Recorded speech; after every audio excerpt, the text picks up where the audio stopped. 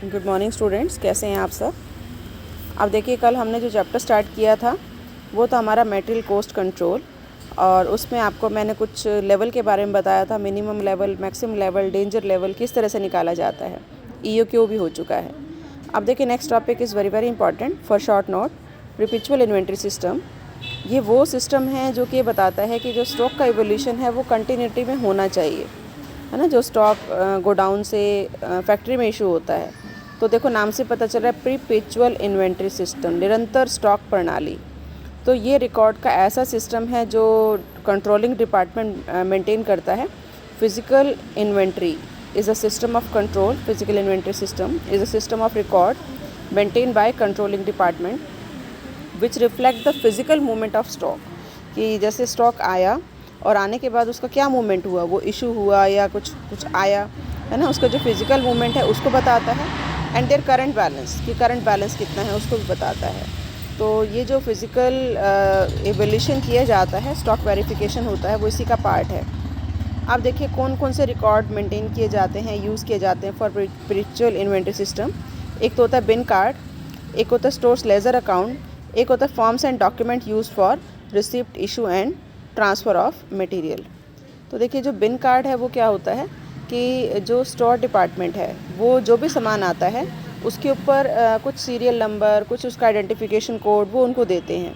तो जो store department है, स्टोर कीपर, वो उसको आइडेंटिफिकेशन नंबर देते हैं, तो उसको हम कहते हैं बिन कार्ड, है ना। तो एक बिन कार्ड होता है, जैसे आप देखो सपोज़ लाइब्रेरी में कोई बुक इशू कराते हैं तो उसके पीछे एक कार्ड होता है, बुक के पीछे उस कार्ड के ऊपर उस लाइब्रेरी की बुक का नंबर, उसका ऑथर, उसका प्राइस, सब कुछ लिखा होता है।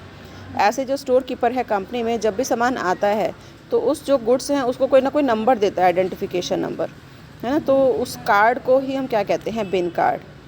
एक होता है स्टोर लेजर अकाउंट। ये लेजर अकाउंट कौन प्रिपेयर करता है, स्टोर अकाउंटेंट, है ना। जैसे अभी हमने पिछले चैप्टर में किया था LIFO method, FIFO method, HIFO method, कि इतना स्टॉक पहले से था, ओपनिंग बैलेंस था, इतना आया, इतना इशू हुआ और अब ये बैलेंस है। तो उसी अकाउंट को हम क्या कहते हैं, स्टोर्स लेजर अकाउंट, जो कि कौन मेंटेन करता है, स्टोर अकाउंटेंट, है ना। और एक होते हैं forms and documents use for receipt and payment, receipt and issue and payment और वैकेंसी जो बैलेंस बचता है। तो जो स्टॉक इशू किया जाता है या ख़रीदा जाता है, उनके जो डॉक्यूमेंट्स होते हैं जिसके बेस पर ख़रीदा जाता है, क्योंकि स्टोर कीपर अपने हिसाब से जो है वो गुड्स ख़रीद नहीं सकता, उसको कुछ ना कुछ अथॉरिटी चाहिए, है ना। तो वो जो अथॉरिटी के लिए जो डॉक्यूमेंट्स होते हैं उसको हम क्या कहते हैं कि फॉर्म्स एंड डॉक्यूमेंट्स, जो कि उनको संभाल के रखने होते हैं। तो ये जो तीनों चीज़ें हैं, बिन कार्ड है या स्टोर्स लेजर अकाउंट है या फॉर्म्स एंड डॉक्यूमेंट्स हैं, ये हमारे परपेचुअल इन्वेंट्री सिस्टम में कुछ डॉक्यूमेंट्स का काम करते हैं। आप देखिए, नेक्स्ट वही टॉपिक आ गया कि व्हाट इज़ स्टॉक वेरिफिकेशन। कि eight the end of the year जो है वो ये देखा जाता है कि जो करंट बैलेंस है वो कितना है और जो फिज़िकल इवोल्यूशन है स्टॉक का वो कितना है ना। दोनों को कंपेयर किया जाता है, इसी को हम कहते हैं स्टॉक वेरिफिकेशन। कि आपका जो बैलेंस अकाउंट में शो हो रहा है, लेजर में शो हो रहा है, वो आपका उसके साथ जो फिज़िकल बैलेंस है उसके साथ मैच होना चाहिए, है ना। तो देखो कौन कौन से स्टेप्स लिए जाते हैं, कौन कौन से स्टेप्स उठाए जाते हैं इस स्टॉक वेरिफिकेशन के लिए। सबसे पहला है reconciliation of bin card and stores ledger. कि आपका जो बिन कार्ड है जो स्टोर कीपर ने बनाया एक आइडेंटिफिकेशन के लिए, कि जो है वो उसको मटेरियल को आइडेंटिफाई करने के लिए, और जो स्टोर लेजर जो स्टोर अकाउंटेंट ने बनाए, उन दोनों को मैच किया जाता है। तो दोनों में कई बार डिफरेंस आ जाता है। वो डिफरेंस क्यों आता है? सबसे पहला, या तो बिन कार्ड में पोस्टिंग गलत हुई है या स्टोर लेजर में पोस्टिंग गलत हुई है, कहीं ना कहीं रॉन्ग एंट्री हो जाती है जिसकी वजह से डिफरेंस आ जाता है। या कई बार पोस्टिंग छूट जाती है कि या तो बिन कार्ड में पोस्टिंग नहीं हुई या स्टोर्स लेजर में पोस्टिंग नहीं हुई, उसकी वजह से भी कई बार डिफरेंस आ जाता है। Third one is arithmetical error. कि कई बार अर्थमेटिकल एरर आ जाता है working out the balance. Arithmetical मतलब कैलकुलेशन में या कुछ लिखते टाइम, जैसे 40 लिखना था 4 लिख दिया, 400 लिखना था 40 लिख दिया, है ना। इस तरह की कुछ एरर आ जाती है जिसकी वजह से जो बैलेंस है वो टैली नहीं हो पाता। तो ये था हमारा कि बिन कार्ड और स्टोर्स लेजर में अगर रिकनसाइल करना हो, मिलाना हो, तो किस तरह से किया जाएगा। उसके बाद देखो नेक्स्ट आता है फिजिकल स्टॉक वेरिफिकेशन कैसे होती है। जैसे हम यहाँ पर बात करें स्टॉक वेरिफिकेशन की और कह रहे हैं कि फ़िज़िकल स्टॉक वेरिफिकेशन क्या होती है।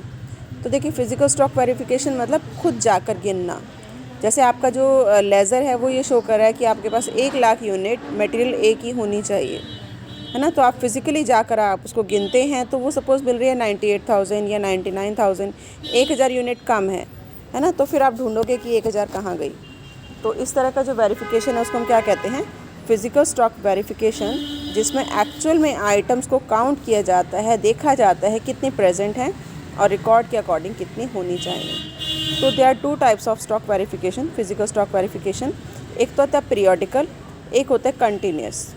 पीरियोडिकल क्या है, जो at the end of the year या at the end of the month, मतलब एक स्पेसिफिक पीरियड के बाद जो काउंटिंग की जाती है, जो चेक किया जाता है, generally once in a year होता है, साल में एक बार चेक किया जाता है। तो ऐसा जो स्टॉक वेरिफिकेशन है वो कहलाता है पीरियोडिक स्टॉक वेरिफिकेशन। और एक होता है कंटिन्यूस स्टॉक वेरिफिकेशन, कि कंटिन्यूटी में ही चेक होता रहे, जैसे हर महीने चेक कर लिया, हर हफ्ते चेक कर लिया, है ना, या डेली चेक कर लिया। तो इस तरह का जो वेरिफिकेशन है वो कहलाता है कंटिन्यूस स्टॉक वेरिफिकेशन, जो कंटिन्यूटी में ही चेक होता रहता है कि अगर कुछ कमी है तो वो साथ के साथ ही पता चल जाए। तो वैसे तो ये कंटिन्यूस स्टॉक वेरिफिकेशन अच्छा होता है, लेकिन इट टेक्स टाइम, तो ये हिंड्रेंस डालता है काम करने में। आप देखो परपेचुअल इन्वेंट्री सिस्टम के क्या एडवांटेज हैं। सबसे पहला कि ये रिकॉर्ड को बिल्कुल अप टू डेट रखता है, मतलब इसके अंदर कोई ऐसा नहीं है कि कोई कमी रह जाएगी या कुछ, जो भी डिफरेंस मिलना होगा वो पहले ही मिल जाता है। Second, material are kept within the minimum and maximum stock, क्योंकि साथ के साथ ही इवोल्यूशन हो रहा है, तो फिर ये कोशिश की जाती है कि मिनिमम स्टॉक से कम नहीं जाना चाहिए और मैक्सिमम स्टॉक से ज़्यादा नहीं होना चाहिए, है ना। और जो मटेरियल है going out of stock are easily detected, कि अगर कोई जो स्टॉक है वो ऑब्सोलीट हो जाता है, अप्रचलित हो जाता है, तो उसकी भी इंफॉर्मेशन साथ के साथ मिल जाती है।